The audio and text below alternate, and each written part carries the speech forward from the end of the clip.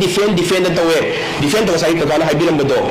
defend तो बदे मखोई से वाक्य लांग दे बियम यूने मखोई अच्छेंग बात मखोई से शेड्यूल ट्राइब फंग सुथों थोपन नत्ते ना ओपन ओरपा नेशनल न्यूज़ तक खगला कमतम ददी मखोई उजित तवम चाबंग खंगदना मखोई मथोंग मरंग खंगदना ऑर्गेनाइजेशन का लेदने ITLF काइना मखोई ची थोपा हो रही दो करीनो हाइद मोय असेंग बसे असी से कुकी दगी ST से लथोप पगी पोसे तौता रगदी अखोई मणिपुर से इरांग थोलनी ने नहानगी मोय ने शांति लान ला लंबी टाइप ने मोय हाइस नहानगी मखोइना याम शांति दगा लहे लंबी टाइप ने बा अखोई कुकी दगी ST से लथोक न तौरागदी अखोई इरांग थोलनी आई ममिंग लोय पल्लगा यावरई ने बसे खबर अदुना मखोइ से नावरे मथुंग थलक्त्रे वाचुर लागे हाबि यारे अदुना कहीं खनिंगाई दरकार लेते अखोई पांडम कंपलसरी फंगनी मखोईदगी फंगम थोपतब राइट्सु अखोई मैम पुलग लथोकनी लथोपतब सुया यारोय कुकी इलीगल इमिग्रेंट्स मैम से तांथोखिबा रिफ्यूजी सिंसिदा फंगम थोपतब राइट मैम फंगिसे मोइदे लथोपा एट द सेम टाइम येलौनी मैम ना फंगद्रिबा राइट्स सु फंगनबा हाइबसे अखोई पांडम ओइगदमनी को मासेन हारबदा कप यादे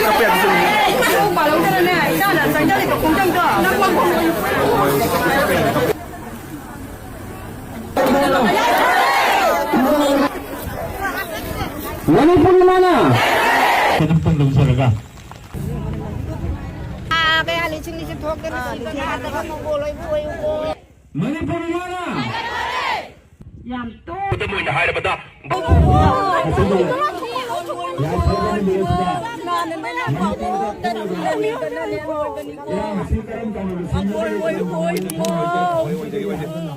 Selalu kalau ibu ngapa ibu kerana Mulai taba thuduk mayam se Taliban henjelak namane. Nasi dasu narang dasu mulai taba pau mayam mutari. Mayam tabi ko mulai taba pau mayam taram mani. Nasi nasala pada minuk macam nok pewani. Ica sonde gini nok pewani minuk macam thamoy jadi prop cai mengatani beseng na ada. Kaido begini ye yellow mi koi se Ilai cha koi se isagi iramdam sida aduki matik wana lai basibo tum cha ba khangdang lai basibo kari ginu na he relief camp da lairiba baba mama da dai che tai ma icha sing sibu atopa desh tagi lapa atopa jati gi miyo larin tai bi raune natte ko akhui ilai cha ga ta natro makoi relief camp da refugee mo lairi bani mo jikse khanu pan henjalak la bani biu ne sida Natangi oiba solution no manimi khaki ha kharagi oiba solution duna makoi pen gadro penoi solution se karam oigani makoi gi damakta mayum da pura hanjalangi ba makoi de chakri ba lanthum tanjara pa sen thum mayam chakri ba se makoi backup tabi ba sina solution oidro kada de kai dori bano kada na wari bano ingam khai ngai be sing sinau sing sina ke mai leiri imai ben sing mayam na tum ba cha ba khamdan leiri ba Thawai pamu khaba thawai sing sida mal khiba mayam yaura bane ba aduna hauji kai dori no haibase mi pum khudi ma loina thangna ba ngata ne khangri base kari no chamam nari base kari no amma khakta de chamam nari base kari chamam nagi haibu matamda solution se karam kanda phangdoi no shanti se karam kanda lakadoi no tangdu leita na karam kanda legedoi no haibase natro aduna solution se ma baba solution se ani thongna le amana kaino habi matamda latangi oiba nomni khaki tha khargi oiba solution ama ira namdara thambagi solution ama latangi paracetamol frozen pizza ga thembai maung da tawba solution ama neba amana nisang setna akoi sana leibak se yai phare ko akoi yellow mi myam sigi protected oiba right loina leire ko Mapan dagi chamsal leba illegal immigrants singsina yellow mi myamda hangat lagi yengbang namaroi ko haibagi ni sang sitna permanent solution haiba malayeba karena solution pambige myam permanent solution atro myam na pami base laktan ge over solution sub khallaga gatang sub thema lakoi na ko jiwari se 1949 da manipur se bharat ta mast over 50-51 the Bharat की constitution संविधान थोले पसिदा yellow मी सिंसिगी फंडम थोपर right याम फंद्रे को अदुगा फंडम थोप तबा cookie refugee सिंसिदा फंजल्ले right याम मा ꯑꯗꯨꯒꯤ ꯃꯇꯨꯡꯗ illegal ꯏꯃꯤꯒ꯭ꯔꯦꯟꯁ illegal ꯍꯥꯏꯕꯁꯤ ꯀꯩꯅꯣ ꯂꯤꯒꯦꯜ ꯑꯣꯏꯗꯕꯁꯤꯡꯗꯨ ꯏꯂꯤꯒꯦꯜ ꯀꯧꯏ ꯏꯂꯤꯒꯦꯜ ꯑꯣꯏꯔꯤꯕꯁꯤꯡ ꯏꯃꯤꯒ꯭ꯔꯦꯟꯁ ꯃꯄꯥꯟꯗꯒꯤ ꯆꯪꯁꯤꯜꯂꯛꯄꯁꯤꯡꯁꯤꯗꯕꯨ ꯐꯪꯐꯝ ꯊꯣꯛꯇꯕ ꯆꯥꯎꯔꯕ ꯔꯥꯏꯠ ꯄꯥꯋꯔ ꯃꯌꯥꯝ ꯐꯪꯖꯜꯂꯦ ꯈꯨꯗꯝ ꯑꯣꯏꯅ ꯍꯥꯏꯔꯕꯗ ꯚꯥꯔꯠꯀꯤ ꯁꯨꯛ ꯆꯥꯎꯔꯕ ꯀꯣꯟꯁꯇꯤꯇ꯭ꯌꯨꯁꯅꯦꯜ ꯔꯥꯏꯠ ꯁꯦꯗ꯭ꯌꯨꯜ ꯇ꯭ꯔꯥꯏꯕ ꯀꯥꯏꯁꯦ ꯐꯪꯖꯜꯂꯦ ꯃꯈꯣꯏ ꯏꯂꯤꯒꯦꯜ ꯏꯃꯤꯒ꯭ꯔꯦꯟꯁꯤꯡꯁꯤꯅ ꯐꯪꯐꯝ ꯊꯣꯛꯇꯕ ꯁꯦꯗ꯭ꯌꯨꯜ ꯇ꯭ꯔꯥꯏꯕꯇ ꯐꯪꯖꯜꯂꯒ ꯉꯁꯤ ꯊꯥ 9 ꯆꯨꯞꯅ ꯊꯣꯛꯂꯛꯏꯕ ꯏꯔꯥꯡ ꯃꯅꯨꯡꯁꯤꯗ ꯃꯄꯥꯟꯗ ꯑꯇꯣꯞꯄ ꯁ꯭ꯇꯦꯠ ꯃꯌꯥꯝꯗ ꯆꯠꯂꯒ ꯃꯈꯣꯏ ꯀꯩ ꯄꯥꯎ ꯂꯥꯟꯅ ꯁꯟꯗꯣꯛꯀꯦ ꯑꯝꯇ ꯍꯥꯏꯕꯤꯔꯛꯎꯅꯦ ꯃꯩꯇꯩ ꯃꯦꯖꯣꯔꯤꯇꯤ ꯃꯁꯤꯡ ꯌꯥꯝꯂꯕ ꯃꯦꯖꯣꯔꯤꯇꯤꯅ ꯑꯩꯈꯣꯏ ꯁꯦꯗ꯭ꯌꯨꯜ ꯇ꯭ꯔꯥꯏꯕꯇ ꯑꯣꯠꯄꯤꯔꯦ ꯍꯥꯏꯒꯨꯝꯕ ꯑꯔꯥꯟꯕ ꯐꯪꯐꯝ ꯁꯨꯊꯣꯛ ꯊꯣꯛꯇꯕ ꯁꯦꯗ꯭ꯌꯨꯜ ꯇ꯭ꯔꯥꯏꯕ ꯔꯤꯐ꯭ꯌꯨꯖꯤꯁꯤꯡꯁꯤꯗ ꯐꯪꯐꯝ ꯁꯨꯊꯣꯛ ꯊꯣꯛꯇꯕ ꯃꯈꯣꯏꯗ ꯐꯪꯖꯜꯂꯦ ꯐꯪꯉꯤꯕ ꯄꯣꯠꯇꯨꯁꯨ ꯂꯥꯟꯅ ꯐꯪꯂꯕ ꯃꯇꯨꯡꯁꯤꯗ ꯃꯄꯥꯟꯗ ꯆꯠꯂꯒ ꯑꯃꯨꯛ ꯑꯩꯈꯣꯏꯗ ꯁꯦꯗ꯭ꯌꯨꯜ ꯇ꯭ꯔꯥꯏꯕꯇ ꯑꯣꯠꯄꯤꯔꯦ ꯀꯥꯏꯅ ꯑꯃꯨꯛ ꯍꯥꯏꯖꯜꯂꯤꯅꯦꯕ ꯁꯨꯕꯤꯗꯥ ꯂꯧꯕ ꯌꯥꯕ ꯂꯧꯔ ꯃꯇꯨꯡꯗ ꯍꯥꯏꯇꯥꯔꯦ ꯌꯦꯡꯕꯤꯌꯣ ꯑꯗꯨꯅꯤ ꯃꯈꯣꯏꯅ ꯍꯧꯖꯤꯛ ꯄꯥꯏꯔꯤꯕ AK-47 ꯃꯈꯣꯏꯅ ꯄꯥꯏꯔꯤꯕ ꯍꯧꯖꯤꯛ ꯕꯣꯝ ꯇꯣꯞ ꯁꯦ ꯁꯤꯗꯒꯤ ꯍꯦꯟꯅ ꯁꯥꯊꯤꯕ ꯑꯣꯏꯔꯤꯕꯁꯦ ꯃꯈꯣꯏ ꯍꯧꯖꯤꯛꯁꯤꯗ ꯃꯈꯣꯏꯅ ꯐꯪꯐꯝ ꯊꯣꯛꯇꯅ ꯐꯪꯉꯤꯕ ꯄꯥꯋꯔ ꯔꯥꯏꯠ ꯃꯌꯥꯝꯁꯤꯅꯦꯕ ꯁꯤꯅꯅꯦ ꯃꯈꯣꯏꯅ ꯄꯥꯋꯔ ꯄꯤꯔꯤꯕꯁꯦ ꯔꯤꯐ꯭ꯌꯨꯖꯤꯒꯕꯨ ꯁꯁꯄꯦꯟꯁꯟ ꯑꯣꯄꯔꯦꯁꯟ ꯁꯥꯏꯟ ꯇꯧꯅꯕ ꯌꯥꯕ꯭ꯔꯣ ꯁꯨꯡꯌꯥ ꯌꯥꯗꯦ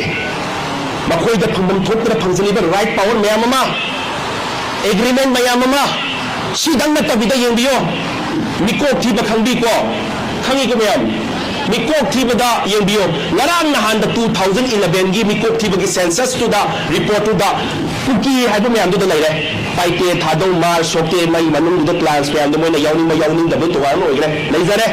ꯑꯗꯨꯒꯤ ꯃꯊꯛꯇꯨꯗ 2011ꯗꯨꯗ ꯀꯩ ꯑꯃꯨꯛ ꯌꯥꯎꯁꯜꯂꯝꯒꯦꯗ ꯀꯨꯀꯤꯒꯤ ꯃꯊꯛꯇꯨꯗ ꯑꯦꯅꯤ ꯀꯨꯀꯤ ꯇ꯭ꯔꯥꯏꯕꯁꯅꯦ कुकी लेजरेको कुकी की मथक तो एनी कुकी ट्राइब्स ने हाइबदी महेश्वर की चौकी फंबम थमे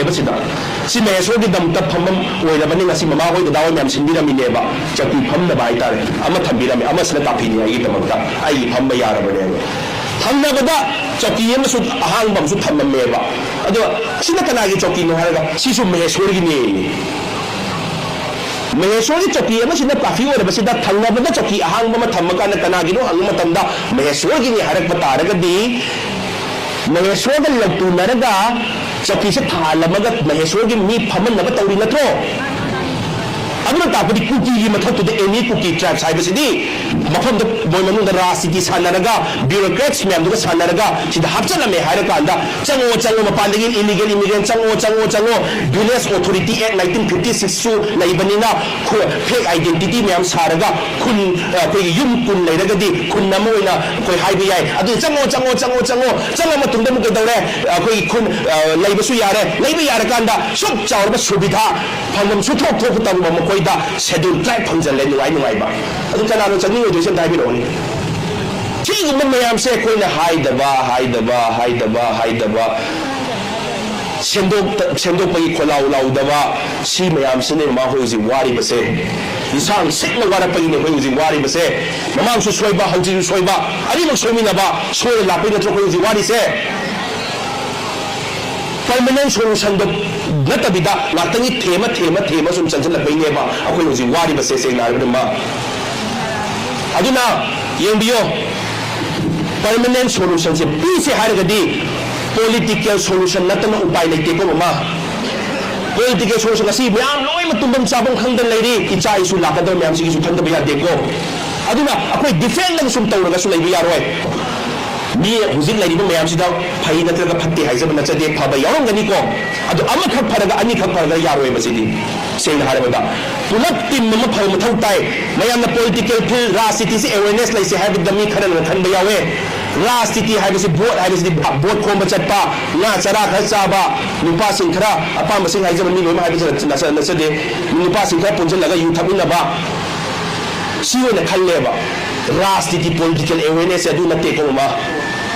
पॉलिटिकल सोल्यूशन हाइबदी अखोइना यक्शन लगा अखोइ हुजि वारी सानरिबा सोशलाइज ओरिबा पब्लिक की वॉइस से कुमाइना आइन लो एक्ट ओंथो अनगदोइनो हाइबसे पब्लिक की वॉइस से एडमिनिस्ट्रेशन दे यहन लगा कुमाइना गुड गवर्नेंस ओहनदोइनो हाइबसे राजनीति की पॉलिटिकल अवेयरनेस लो याउरिबनी को सेंग हाइबदा अदुना कदरे अखोइ अफब टीम ममा सेम मथौ ताई मपान दा चतोरिबा मीदुसु हाइबा मथौ ताई मणिपुर लरिबा टीम दुसु हाइबा मथौ ताई लोइना हाइमिनरे हारे कांदा परफेक्ट टीम ममा लोइरा कांदा कोइ पांदम दो फंदोरिबनी खुदम ओइना हारबदा फुटबॉल है मसाना से माई पाक से गिर टीम से माई पाक से हरगदी गोल चंदोरी बम स्ट्राइकर दुसु है मथौ ताई डिफेंडर सु है मथौ ताई मैं आई सनरी बम मिडफील्डर सु है मथौ ताई लोइना है मिनरे हरे कांदा फुटबॉल से माई पाक नथ्रो अदु तागदी टीम से ngasi हुजि लाइरिब सिंग से फत्ते नत्रगा फै हाइजब नचदेको टीम से अफबम ओइगदमनि हाइजबनेबा टीम अफबम मी अमखक न फबन यारोइबा अदुगा टीम अफबम पुलप ओहनगे हरगदी तनाय खुत लेगेम थाबिरो प्रजा खुत लेत्रो अदुना पॉलिटिकल अवेयरनेस से अखोई इचा इशू की दमकता अखोइना सुम हाइदबिद लाउदब डिफेंड सुम तौरगा लेथोप तारगदी लास्ट आई जुसा सही मंगा सुगम लेरी इचा इशू मयाम लेबिरंगनी हुजि रिलीफ कैम्प द इचा से रिफ्यूजी ओन लेरबनी लास्ट सही खरगी मतुंग दा अखोइना सुम लाहुदबिद हायौदबिद सुम लेरगदी लास्ट अखोई इचा इशू से हिमालय बाक सना ले बाक से लेबंग अम ओदुइनी को मासेन हारबदा आई इचानुपीदुना हयें मपाना चेंग्रगा अखोइना लेमिनरकांदा इमा लेबाक से लेबंग अमदुना चेंग्रकांदा चलकांदा मनी मोबाइल दा मणिपुर की फोटो से उलाकांदा बाबा नखोइना खर लाउबिरमदिको अखोइ इमा लेबाक सना लेबाक से लेबंग अमंगदमनिको हाइ तादे आई कै खुंदोरी के ताबिरोनी अदुना क्रिटिकल ओइबसे पॉलिटिकल सोल्यूशन सिना परमानेंट सोल्यूशन ओहेंदोरिबनी अदु मयाम पॉलिटिकल अवेयरनेस लेमिनसे हाइबे तारगदी नसा वहाय एमदंग हाइजगे वरोबिरोइको स्वेरे सुम चाहिए कहीं टाइम लेते नशा चाहिए कहीं टाइम लेते अदो अमखती हाइजगे इलेक्शन मचा और अचौब और जिला परिषद और मेंबर और अचौब मचा एनी इलेक्शन लापो ओइसनो सा ग्लास खरना समोसा खरना पंगदबै थबकी तो ओसी को मैम याब नत्रो याइको फोन पाई को मैम फोन पाई भी नत्रो फोन द पाई कांदा इलेक्शन हम लापो कादे हंदा की प्रधान से फैने है हंदा की एमएलए से फैने है हंदा कारी से फैने है मा मपान द मथि phone the one Manu them होने जरिबनी अदु एमादी फत्ते अम्मा की दुना फै नत्रगा लाकदरी अनु उसिना फैने हारगा का लाउन खन्नरगा फोन दु द खन्नबियो हम मयम याइको अदु नतबिदा इमा सिंह खर खन्नब यावेबा लोइन तवे हाबे नते को खर कई खन्नब यावी आई गी तुम तुम तुम अबोन हम सुयम यावेबा अदु वरी तो से मयम अदु ngasi सोरे इंगातने बसे हारबदा ngasi वारी मैम से सोरे पसुम सोरे पसुम सोरे पा हुजी लास्ट की अरी मैम से नमखो याम हाइरबो निंगे कई खली अस इमा मैम से ममे तै मपि ताजबै वानी वाबै वानी प्रोप चापै वानी हाये इलेक्शन मचा और मचा अचौबो और मयाय और एनी लापो मतमदा हंगाम लैदौना लैगे खल्ली मिसु दुम यावरि बने से हारबदा अदुई वाई से तो से मसेन हार या वारबने हुजिक से या वानरबने असि ममाव फंबिरि बयंगियो दादा सिंह आई याम सिंह खरा इबुदौ थांजिंग को मेरांगी मपुगी ममांगदा आई चचरoi लाइक ईश्वर को चचरoi मपु को चचरoi चट पकासिदा दादा सिंह मयाम दो आई वन चंसल को लगा कपे हाय तार आई हाना खन्ना बनते याम क्वालिफाइड और सुमाले मखोय तारिब पीदो ड्रामा की पी नते हाइजबनी दai हाइजबदी यामना प्रोपोक चाबनी हंदक से यंबियु को हुजिक सुम लेना सेबा सिगी पोचदा आई हुजी वा ngangeबा खोइ स्टेज दा फम लेपग वा ngangeबा आइना वा ngangeबसे महेसे वा nganबगी ऑर्डर फंगबरा फंदबा हाइबे यादेबा आई हुजी इंडियन सिटीजन अम ओइना आई वा nganब कंपल्सरी याय करिगिनो आई freedom of expression freedom of speech fundamental rights आई एक्सरसाइज तौजरिबनी महेसो से वा nganब ऑर्डर फंगबा फंदबा हाइबे दगा लेते सी मसागी फंडामेंटल राइट्स सुरी याउरी बनेबा अदु तारगदी आर्टिकल 355 चनबरा चनदबरा हंगबै दगा लेतेबा मरमदी करिनो आर्टिकल 355 आइबे आथ्रदी मपानदे खुलाई पाइबा संजनागदी कंट्री में दगी मपानदे खुलाई पाइबा संजना पतारगदी ऑटोमेटिकली आर्टिकल 355 से चले हारे कांदा मखोय से तथोखिबा हाइबे से आर्टिकल 355 की नियम नेबसे अदुना अमित शाह ने पार्लियामेंट मपानदगी जंजनप एक्सटर्नल एग्रेशन यावरे से हाइरबनी हाइरेको एनआईए गसु हाइरबनी अदु तारगदी मखोय हौजिपो आर्टिकल 355 से चलनगा तथोक्त्रि बसे करिगिनो हाइबसे क्वेश्चन अमन हंगिंद्रो अदुना इन हाइजबदी सिंगी मयाम सेमा आई के अंतर हाइजेको डॉक्टर की मथौ नर्स की मथौ एक्सरे कापी बमीदुनी एक्सरे कापगी मथौ मोय खंजरमनी भारत सेंट्रल गवर्नमेंट खंजरमनी आईबी कांगुना वारी लीडर सिबु आर्मी सु लाइसिबु मोय सु खंजरमनी हाइबसे यादेबा माना तौजरमनी हाइबसे यादेबा अदु मखोय लेतसु याइना पॉलिटिकल एक्टिविस्ट सिना मखोय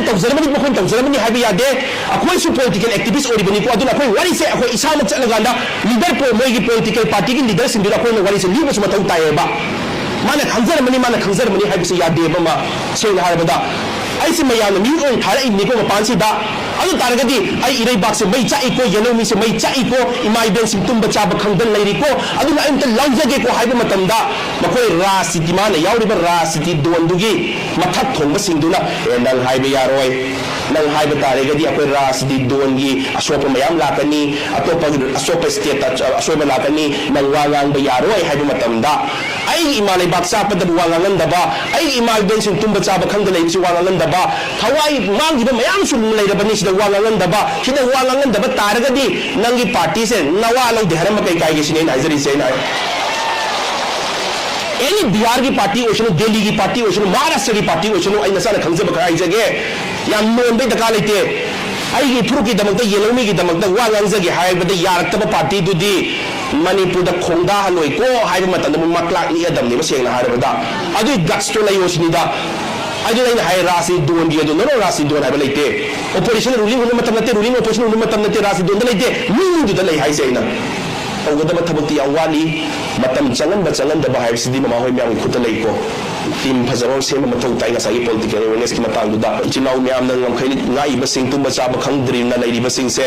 tasina makoi leiramdragadi mai ben leiramdragadi se na haragadi na nang khai sikaram basu yai adu thona pharaba ai ichinaउ sing thona pharaba mai ben myam na tum bachaba khangdana sibu ngai bagine makhasi ko ngam khai kaidri base hai tare adu subaila kumai kyam kuine lehendono haibadu ne question di sumaila kyam kuine lehendono nang khoi ngai bichinaउ sing se haijabai wani thona phabagi damda thole ining manipur kai ning da bagi adu yumdadi सेना हारबदा problem लेबस ma'am यावरम दोइने अखोय पांदम सोइदना फंगनी सोंदा बैदा का केम लेते defend तवे defend तो साइ कगाना हाइबिरमबदो defend तवददी मखोयसि वा क्या लांग देबि यंगुने मखोय अछेंबा चुम अछेंबा मखोय schedule tribe फंग सुथो थोप नतेना open Orpa खंगलप पृथ्वी ma'am पुनमक्ता national news ता खंगलप मतमददी मखोय जि तवम चाबं खंगदना मखोय मथोंग मरं खंगदबो ऑर्गेनाइजेशन का लेदने ITLF काइना मखोय चे थोप हौरइदो करीनो हाइबदि मोय असेंग बसे सी से कुकी दगी ST से लखोप तगी पोसे तौ तारगदी अखोय मणिपुर से इरांग थोलनी ने नहानगदी मोय याम शांति लान लाई लंबै टाइप नि मोय हाइस नहानगदी मखोयना याम शांति दगा लहे लंबै टाइप ने बा अखोय कुकी दगी ST से लखोप तौरागदी अखोय इरांग थोलनी आई ममिंग लोय पल्लगा यावरइने बसे खबरदा अदुना मखोय से लावरे मथुन थलक्त्रे वाचुर लागे हाबि यारे अदुना कहीं खनिंगाई दरकार लेते अखोयगी पांदम कंपलसरी फंगनी मखोयदगी फंगबम थोक्तब राइट सु अखोय म्याम पुलग लथोकनी ए लथोक्तब सुया यारोय अदुगा अखोयगी फंगबम थोपा येलोमी म्याम फंगबम थोप राइट म्याम फंगद्रि बसे इसाई सुगी दमक्ता अखोय येलोमी सिंगी दमक्ता मनि अखोयगी दमक्ता सि तहोद्रगदी अखोय जस्ट डिफेंडिंग तौ लेरगदी अखोय फ्यूचर लेते को अदुगा माव म्याम अखोय येलोमी सिंगी अखोय कुकी इलीगल इमिग्रेंट्स म्याम से तांथोखिबा रिफ्यूजी सिंगसिदा फंगबम थोक्तब राइट म्याम फंगिसे मोय at the same time येलोमी म्याम फंगद्रिब राइट से फंगनबा हाइबसे अखोय पांदम ओइगदमनी को मासे नारबदा